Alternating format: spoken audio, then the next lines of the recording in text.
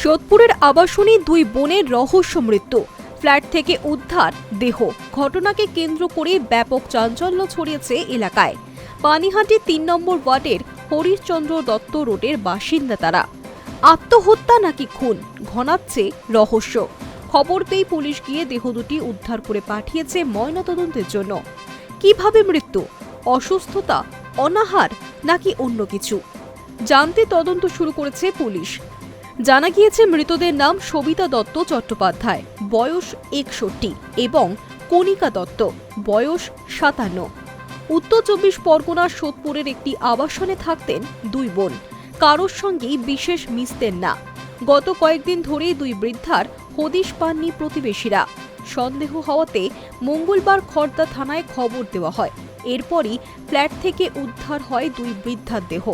তড়িঘড়ি দেহ দুটি পাঠানো হয়েছে ময়নাতদন্তের জন্য। কিভাবে মৃত্যু তা এখনো স্পষ্ট নয়, তবে শোনা যাচ্ছে দুই বৃদ্ধার দেখার কেউই ছিল না। সম্ভবত দীর্ঘদিন অনাহারে ছিলেন তারা, আর সেই কারণেই মৃত্যু। ময়নাতদন্তের রিপোর্ট হাতে এলেই কিভাবে মৃত্যু হয়েছে তা স্পষ্ট হবে বলে জানিয়েছেন তদন্তকারীরা। যোগাযোগ করা হচ্ছে মৃতের পরিজনদের সঙ্গে, পাশাপাশি কথা বলা হবে মৃতার প্রতিবেশীদের সঙ্গেও। তাহলেই গোটা ছবিটা স্পষ্ট হবে বলে আশাবাদী তদন্তকারীরা। Hi news network.